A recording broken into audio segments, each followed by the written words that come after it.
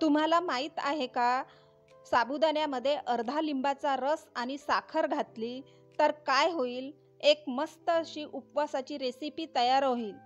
चला तर मग मी करून दाखवते.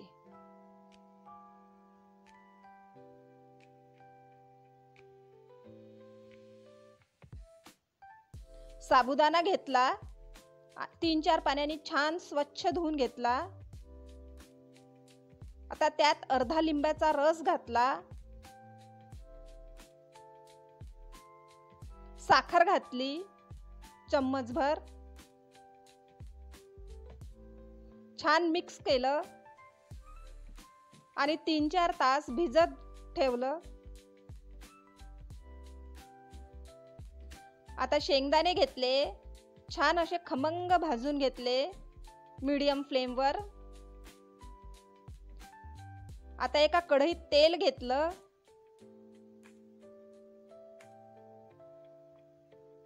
तेल गरम झालं की जिरं घातलं, जिरं फुललं, हिरव्या मिरच्या घातल्या बारीक चिरलेल्या, 2 बटाटे उकडून घेतले आणि त्याचे सालं काढून फोडी केल्या आणि त्या घातल्या. मिक्स केलं, छान परतून घेतलं.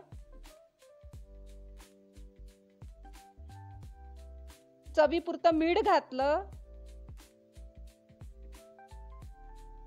ते पण छान परतून घेतलं. आता सोक केलेला साबुदाणा घातला, छान भिजला साबुदाणा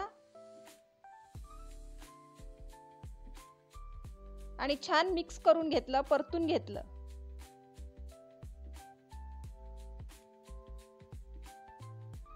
आता 5 मिनिटं झाकून ठेवलं.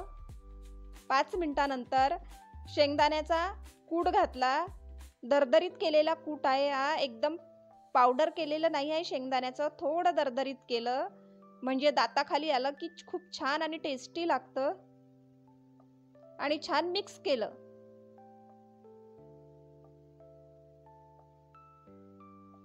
अशाच माझ्या रेसिपी बघण्यासाठी माझ्या चॅनलला लाईक करा, सबस्क्राईब करा, शेअर करा आणि कॉमेंट करा. मिक्स केल्यानंतर झाकून ठेवलं.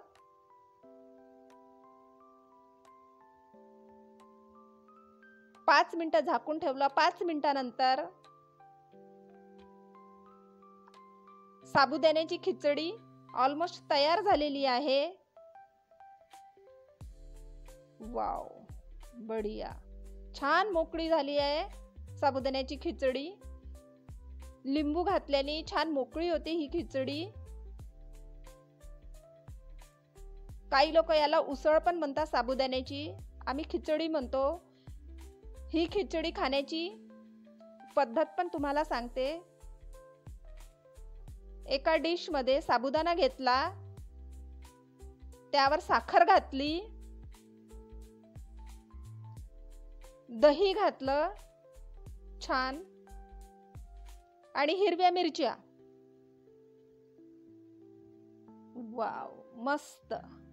करून बघा ह्या प्रकारे साबुदाण्याची खिचडी किंवा साबुदाण्याची उसळ. खूप छान लागते. वाव, बढिया. तुम्ही पण करून बघा अशी उसळ साबुदाण्याची खिचडी. बढिया, मस्त, खूप छान झाली आहे. एक एक दाणा मोकळा पडला आहे, हे बघा. मस्त, बढिया. ह्या पद्धतीने तुम्ही पण करून बघा साबुदाण्याची उसळ किंवा खिचडी.